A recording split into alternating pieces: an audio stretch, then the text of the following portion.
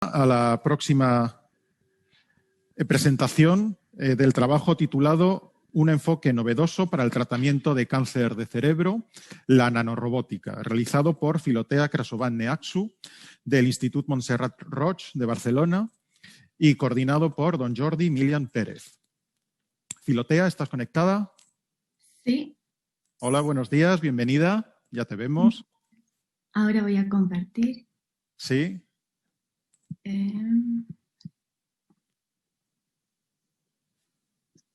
A ver, un momento.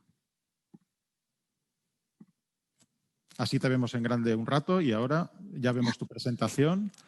Perfecto. Sí, la vemos. A ver. Ahora creo que está en pantalla grande. Sí, pero está en blanco. Sí. Intenta pasar una transparencia, por favor, antes de comenzar. Es que la tenemos girada a 90 grados, lo tenemos Sí, en horizontal. Esta es la idea. No te asustéis, no es para nada. Vale. O sea que las transparencias siguientes van en la posición correcta. O tenemos que estar, no tenemos que estar con la cabeza. No, tranquilos, tranquilos. Estupenda. Muy buenos días. Nos preocupa mucho la técnica.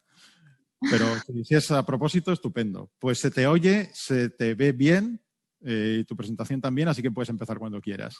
Pues muy buenos días. En efecto, como habéis dicho en vuestra presentación, mi nombre es Filotea Crasovan y vengo de Barcelona ciudad. Para empezar, bienvenidos a la nanodimensión. ¿Qué es esta nanodimensión? ¿A qué se refiere? Pues se refiere a la dimensión que nos permite caracterizar las propiedades y estudiar las características intrínsecas de la materia. Hagamos un pequeño de contexto histórico. En 1969 había la gala de premios Nobel de Física en el cual fue galardonado Richard Feynman. Él fue uno de los primeros investigadores que nos dijo: ¿qué pasaría si tuviésemos la oportunidad de manipular a escala atómica? ¿Tendríamos más posibilidades para vivir en un futuro mejor y también para mejorar las terapias que tenemos ahora y en nuestra actualidad? Pero no tan solo esto, sino que además dijo: ¿y si la persona que desempeña actualmente la función de cirujano la podríamos miniaturizar hasta una escala molecular para poder prescindir de esa persona y hacerlo de forma más precisa? Pues me gustaría que hiciésemos todos juntos un experimento mental, tanto como le gustaba hacer a Einstein, y es que elijáis un objeto de vuestro alrededor, como sea una mesa, vuestro portátil de delante, como queráis, y que lo intentéis miniaturizar a esta dimensión que es intangible, invisible, no para los microscopios electrónicos, pero para nosotros sí, pero inherente a nuestro mundo. Asimismo, en mi caso, el objeto que yo decidí miniaturizar fue el de un nanorobot. El objetivo de mi proyecto de investigación fue desarrollar y postular un diseño hipotético de un nanorobot que permitiese destruir las células cancerígenas del cáncer de cerebro, concretamente las del astrocitoma de primer grado y de segundo grado, que realmente es la fase incipiente de lo que después puede desarrollarse en una fase mucho más peligrosa y agresiva, que es el glioblastoma multiforme. Así, sin más, todo partí de la premisa de que la hipótesis sería que la nanorobótica podría evidenciarse como la terapia más eficiente, más eficaz y más mínima invasiva para tratar este tipo de patologías. Muy bien, aquí podemos ver que en el centro hay el lumen, es decir, como un pequeño hueco, pero alrededor tenemos como tres hachitas que son los astrocitos. Son las células que después, cuando tienen una irregularidad, pueden formar este tipo de cáncer de cerebro que se denomina astrocitoma. Continuemos. ¿Vale? Pues ahora bien, desde el punto de vista medical, lo que vemos es que hay una complejidad añadida en este proyecto de investigación, que es la membrana hematoencefálica que tenemos aquí en nuestra detrás, en nuestra posición de detrás. Es una membrana formada por unas células epiteliales que están muy juntas, por lo que decimos que están unidas por tight junctions y no permiten dejar, lo que crean es un sistema inmune innato de nuestro cerebro para separar todo lo que es la resta del cuerpo de nuestro cerebro, para que entren, por ejemplo, solo nutrientes o moléculas imprescindibles, como sería el caso de la glucosa, diríamos, ¿no? Para poder hacer un correcto funcionamiento del cerebro. Por otro lado, me gustaría destacar cuáles son los componentes y la configuración mecanística de este nanorobot. ¿Cuál es realmente el diseño hipotético?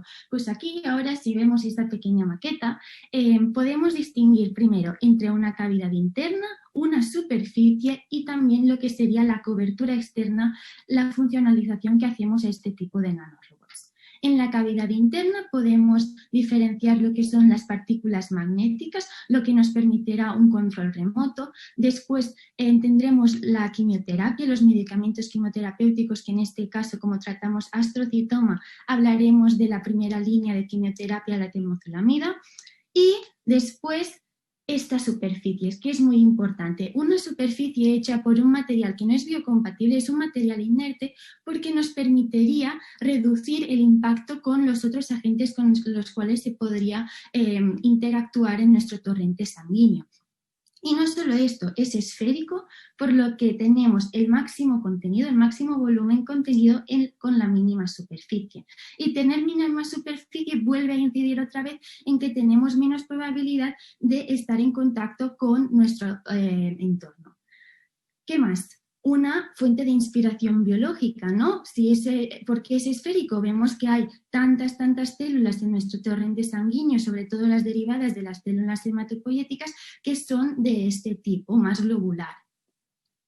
Sin más dilación, el componente material por el cual está formado es nanodiamante, porque se ha demostrado que es un material inerte a escala en la nanoescala, y podemos poner átomo y átomo de carbonio a la posición y a los grados en que nosotros queremos con la técnica que se denomina Diamond Mecanosíntesis. En la cobertura, ¿qué tenemos? Pues si nosotros dejáramos esto en nuestro cuerpo tendríamos un comportamiento pasivo. Iría haciendo vueltas y se esparciría por todo nuestro sistema corporal. Pero no nos interesa esto, nos interesa ir hacia arriba, hacia nuestro cerebro, ¿no? Pues lo que tenemos que hacer es funcionalizarlas con distintos anticuerpos. La pareja LRP1 nos permitirá llegar a la membrana hematoencefálica y en cambio la PD1 y PDL1 nos permitirá interactuar con las células cancerígenas astrocíticas.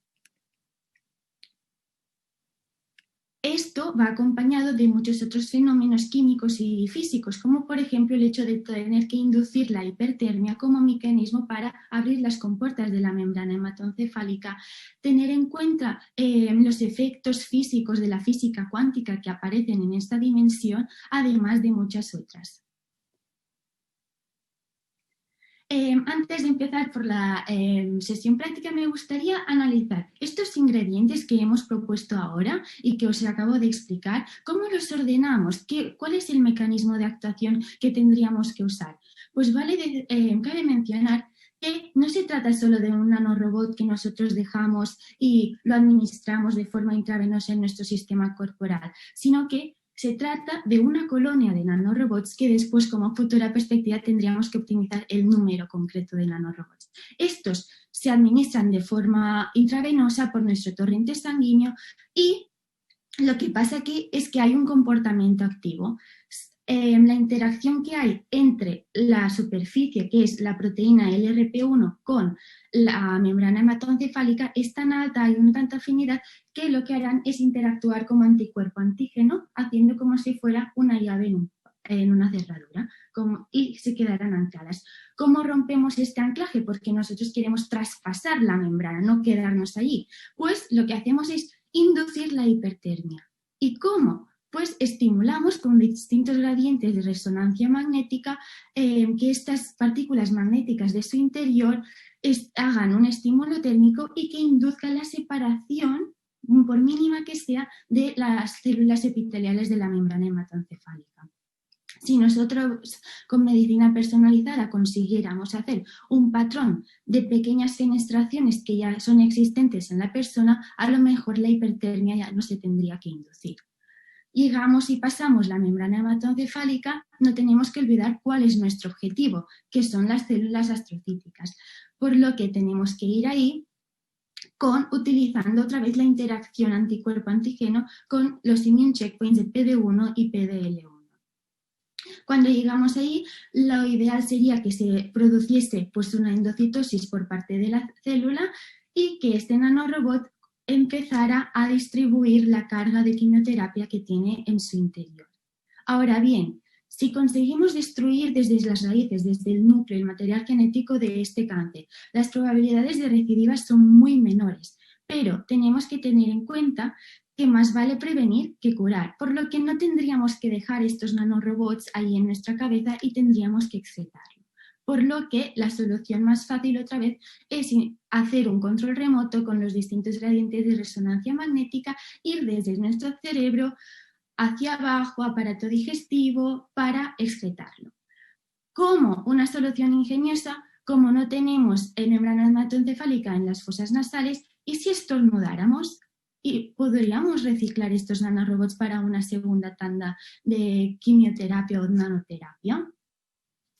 Muy bien, ahora os he hablado tanto de nanorobots, que ya creo que esta palabra ya os la habéis aprendido, pero cuando llegamos a los laboratorios nos dicen, bueno, ahora aún no tenemos este tipo de dispositivos y aún no los podemos crear, pero sí que tenemos las nanopartículas. La diferencia de las cuales es que es una máquina molecular, no nos podemos imaginar ningún tipo de estímulo mecánico, como por ejemplo, yo que sé, unos tornillos que se pudiesen mover hacia ahí y hacia allá. No, esto no es posible. Es tan solo química pura en un ambiente nanométrico. Así pues, para que no nos perdamos, no se trata de una sección teórica que está cortada con la sección práctica, sino que hay un hilo conductor. Es que varios estudios experimentales con ratones demuestran que aquellas nanopartículas que están funcionalizadas con enzimas, están propulsadas por catálisis, tienen una mayor permeabilidad para traspasar la membrana hematoencefálica. Teniendo en cuenta esto, todos los estudios y todos los experimentos que he tenido la oportunidad de hacer en el Instituto de Bioingeniería de Cataluña, pues han sido a base de estas nanopartículas que están funcionalizadas con enzimas. El primer experimento, por mencionar, fue la visualización de nanopartículas de alrededor de 200 micrómetros de radio, que estaban huecas en su interior y que estaban hechas a partir de sílica mesoporosa. Como nos dice el nombre, mesoporosa significa que este es un material súper manipulable desde el punto de vista químico y que nos permite tener poros. Son importantes estos poros porque también nos permiten hacer cavidades por las cuales encapsular el medicamento quimioterapéutico. En las imágenes que tenéis en pantalla veis pequeñas esferas, cada una de ellas sería la nanopartícula. Curiosamente, en la de arriba, que está más en detalle, podemos ver cómo hay pequeñas líneas radiales que van hacia el centro, que es más electrodenso. Esas pequeñas líneas radiales son las cavidades en las cuales podríamos introducir pues, la droga. El segundo experimento se basaba en la física fundamental. Tenemos en la escuela nanométrica lo que tenemos que tener en cuenta es que no tenemos física clásica, sino que las leyes que gobiernan este tipo de movimientos y de partículas es la física cuántica. ¿Qué pasa entonces? Que aparece lo que decimos movimiento browniano, un movimiento que es así muy azaroso, que va un poco hacia arriba, hacia abajo, va en todas las direcciones tridimensionales. Y esto es un poco difícil de manipular, pero hemos visto que con las nanopartículas, si las catalizamos, por ejemplo, en este caso eran de catalasa y por lo que el combustible era peróxido de hidrógeno, a mayor concentración de peróxido de hidrógeno había una mayor direccionalidad y linearidad en su movimiento, por lo que perdían este movimiento poco manipulable del movimiento browniano. No sé si lo podéis ver, algunas líneas son un poco más finas, pero al principio casi se mantienen en un mismo punto y a medida que nosotros avanzamos hay una mayor direccionalidad, que esto nos ayuda a llegar más rápidamente a nuestra zona terapéutica, a nuestra zona diana. El tercer experimento consistía en utilizar el instrumento de Dynamic Light Scattering, que nos permitía tanto cuantificar los índices de polidispersión, decir si esa solución con nanopartículas era homogénea o no. También podíamos cuantificar los coeficientes de difusión que están descritos también por la ecuación de Boltzmann-Einstein. Y en tercer lugar, hacer, a ver si no me pierdo, medir los radios hidrodinámicos, perdón.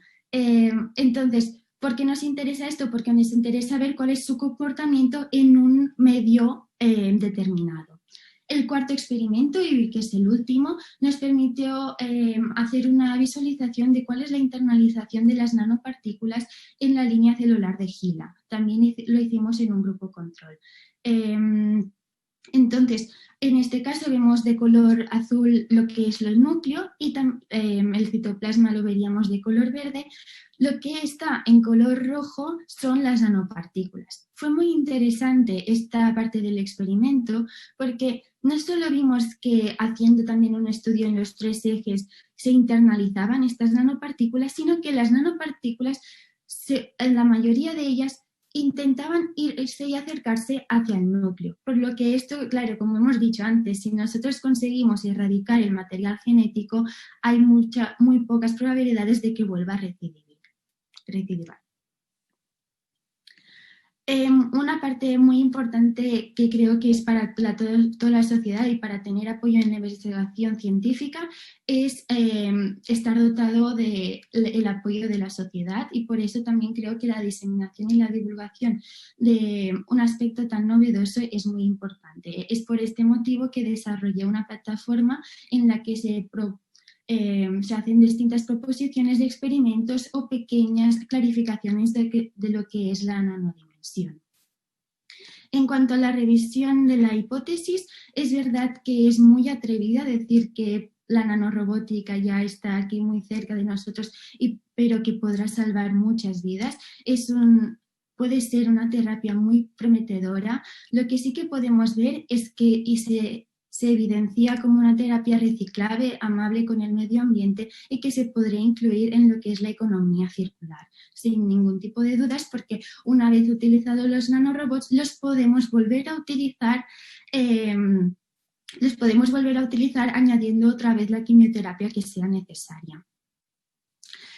Es por eso que creo que es muy importante que todo esto vaya añadido de un componente ético. Las implicaciones éticas que son, pues por ejemplo, pensar estos dispositivos pueden hacer un cambio del equilibrio entre la mente y la resta del cuerpo humano, pueden, por ejemplo, hacer pensar más a aquellos filósofos que piensan en qué es el transhumanismo. Todo esto está por ver. Y como todo también hay futuras perspectivas, ¿sí? Futuras perspectivas que constan pues de decir, optimizamos la cantidad de los nanorobots que conforman esta colonia, cuál es el material. Realmente podríamos no usar el nanodiamante y usar sílica mesoporosa. Son todo tipo de datos que deberíamos cuantificar mediante análisis bioinformáticos sobre todo. Sin más, muchas gracias por haberme escuchado. Hemos empezado con Richard Feynman y me gustaría decir, él fue el primero en mencionar que tendría mucho potencial la nanotecnología. A mí me gustaría pensar, ¿y si de aquí unos cuantos años estaremos hablando de picodimensión? Muchas gracias. Gracias, Filotea, por tu presentación. Pasamos al turno de preguntas. Decía gracias, Filotea, por tu presentación. Pasamos al turno de preguntas por parte del jurado. Juan Carlos, por favor. Gracias. Filotea, enhorabuena por un proyecto muy atrevido, muy vanguardista, diría yo, muy radical en cuanto al tratamiento del cáncer. Verdaderamente, y es duro decirlo, llevamos un tiempo estancados en los tratamientos oncológicos y necesitamos nuevas perspectivas. Así que todo lo que sea innovador ha de ser bienvenido. Entonces yo creo que de verdad que la principal virtud del trabajo es eso, es el ser absolutamente, bueno, bastante diferente a lo que es. Antes de empezar con las nanopartículas, y no me voy a meter demasiado en materiales porque quizás tengo compañeros que pueden hacer preguntas más apropiadas en ese campo, aunque he trabajado con nanopartículas en células de cáncer. ¿Por qué las tropitomas? ¿Por qué los glioblastomas, que son tumores terribles?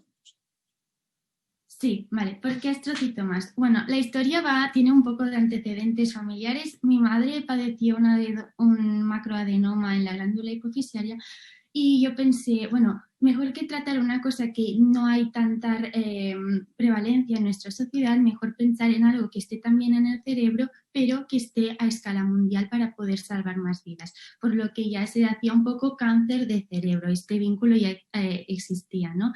Ahora bien, ¿por qué astrocitoma? Realmente no empecé con astrocitoma, este proyecto lo tenía pensado para glioblastoma multiforme, pero después pensé, ¿por qué tenemos que llegar a una fase tan agresiva si esto es realmente la inferencia de lo que comienza con un astrocitoma? Por lo que pensé que mejor ir desde el principio y poder después intentar ya que las probabilidades de que llegue a glioblastoma multiforme sean menores. Bien. En la introducción pasaste tan rápido y te dedicaste tan poco al tema de cómo está construido el sistema nervioso para entender lo difícil que es llegar al interior del sistema nervioso. Sí, sí. Por la barrera hematoencefálica, que no tanto membrana hematoencefálica a la que te has referido. Se llama simplemente BBB en inglés, Sí. Blood-Brain Barrier, barrera hematoencefálica, y que son precisamente los astrocitos los claves en dicha barrera. Y no es fácil atravesar la barrera hematoencefálica para muchas sustancias. Tú dices que vas a funcionalizar estos nanopartículas, nanobots con PD1 y PDL1. ¿Hasta qué punto eso, en qué te has basado para escoger esas proteínas como diana para esa relación que tú dices, tipo antígeno-anticuerpo? Vale. Debe ser muy específica. A lo mejor he pasado muy rápido. Para llegar hasta la membrana hemos dicho que utilizaríamos en primer lugar la LRP1. Hay muchos estudios que dicen pues, que este receptor es muy prevalente y hay mucha expresión en la barrera hematoencefálica. Entonces, primero se usa este tipo de anticuerpo, el LRP1, y después es cuando usamos el PD1 y PDL1. Como he dicho antes, PD1 y PDL1 se han puesto también un poco de moda. Muchos de los investigadores con los cuales trabajé, sobre todo Julia Lorenzo de la UAB, pues me mencionó que para los cánceres de cerebro había una gran expresión de estos receptores antígenos. Y es por eso que los utilicé. Pues ya no era simplemente que había leído artículos sobre esto, sino que también tenía pues, el apoyo de unos investigadores que me decían, puedes incidir en esta línea. De acuerdo. Y en cuanto al segundo experimento que has planteado, ya a veces en la aplicación del método científico en el trabajo ha resultado un poco confuso la parte que realmente es hipótesis, la parte que realmente tú aportas como para consolidar esa hipótesis. Aunque en cualquier caso me parece atrevido, como te decías, y eso siempre es interesante. En el segundo experimento funcionalizas con catalasa y utilizas agua oxigenada para dirigir las nanopartículas. Creo que entendí bien para dar su movilidad. No entendí muy bien, no me quedó claro exactamente cómo lo hacías. La pregunta, en cualquier caso, es el agua oxigenada, que es un subproducto en el metabolismo celular, en concentraciones elevadas es tóxico, evidentemente. Sí. Para eso están nuestras células, nuestros macrófagos, nuestras células inmunes. A veces producen agua oxigenada para matar bacterias. ¿Crees que, digamos, lo que te aportaría este experimento sería aplicable o simplemente es una forma de investigar el comportamiento de las nanopartículas? Yo creo que estos experimentos han sido más incipientes, no son tan concretos como los que podría hacer un investigador que ahora está trabajando, simplemente porque los investigadores buscaban que yo pudiera hacer una cosa por mí sola, con autonomía y con individualidad. Es por eso que intentaron reducir a lo mejor la exigencia y lo que es el grado de rigurosidad para poder hacer pequeños aportes. En este sentido, todos los experimentos van encaminados para demostrar lo que son las caracterizaciones de las nanopartículas. Es decir, yo tengo una nanopartícula, la funcionalizo con una enzima o con otro anticuerpo, por ejemplo, también se podría hacer, y después de hacer esta funcionalización quiero ver cómo se mide el radio, cómo se mide su comportamiento, qué trayectoria describe. En el segundo experimento, tal y como me has preguntado, la idea es ver cuáles son los efectos cuánticos celulares que hay en una nanodimensión y cómo estos los podríamos salvar con distintos mecanismos. De acuerdo. Sí. Sí, perdón. No, ya está, tranquilo. Vale, perfecto. Y lo último, ¿has utilizado células GILA en el cuarto experimento para visualizar? Bueno, entiendo que eso, no sé si pudiste llegar a hacerlo por la situación del COVID, digamos, son experimentos que ayudaron a hacerlos de alguna manera. Cuéntame un poco cómo fue eso y por qué esas células. ¿Por qué esas células? Básicamente, otra vez, por el mismo que he dicho antes. Los investigadores querían que yo pudiese tener un manejo más de los instrumentos que hay en el laboratorio, por lo que dijeron que este sería, como es de las más abundantes en los laboratorios, pensaron que esto sería como el primer punto. Empecé todo intentando hacer cosas como, por ejemplo, distintas simulaciones 3D de barrera hematoencefálica, pero me dijeron primero empezar por lo que es el inicio a tu nivel, ¿no? Todo esto, la oportunidad de hacer estos experimentos, pues empieza con un proyecto internacional que es el BIS, que se hace en Barcelona, Barcelona Youth International Science Program, que después continúa esta oportunidad con el de Crazy About Bioengineering, que también es de la Fundación La Pedrera, y el programa Argón de la UAB. Y es por eso que a través de los investigadores que me encontré ahí y las buenas relaciones, pues me dejaron hacer distintos procedimientos experimentales. Pero claro, una cosa yo creo que es ir allá y ver cómo se hace, cómo lo hace un investigador, y otra cosa es tener un protocolo por tú misma, leerlo, entenderlo y comenzar a hacer todos los pasos que van desde el primero hasta el final. En cuanto a el cuarto de la internalización, también tuve la oportunidad de hacerlo por mí misma. Eso sí, cuando tenía que hacer las microfotografías, pues siempre tenía al investigador a mi lado diciéndome, mira esta que también está en prometafase o metafase, para hacer un estudio más analítico. Sí, las micrografías de confocal son extraordinarias. Me he fijado que no hay nanopartículas en las células endoteliales, porque tienes ahí un par de anafases y una metafase, y ahí no parecía que había nanopartículas. No sé si eso os llamó la atención. Sí, eso depende de la carga que hemos utilizado de nanopartículas. Es decir, cuántas nanopartículas hemos querido con cuántas nanopartículas hemos querido hacer la internalización. Bueno, pues muy bien. Yo creo que lo dicho es un proyecto muy atrevido. Le doy la enhorabuena porque se trata de tema complicado, complejo. Y, bueno, pues no es para aplicarlo mañana por la mañana, pero en la ciencia hay que trabajar con previsión de futuro. Así que enhorabuena por lo atrevido. Gracias, Juan Carlos, por tus preguntas. No sé si por casi alusiones a las nanopartículas, Nuria, ¿tienes alguna curiosidad muy breve? Y sí, por bueno, geográfica también con Filotea. Sí. Hola, muchas gracias por la presentación y el trabajo, muy interesante. Sí, bueno, tenía varias preguntas, pero bueno, para ser breve, cuando hablas de la funcionalización, no me quedó claro si es porque se incorpora la sílica menoporosa o hay un enlace covalente, o sea, ¿qué tipo de interacción hay entre la proteína que quieres usar para la funcionalización y la partícula en sí?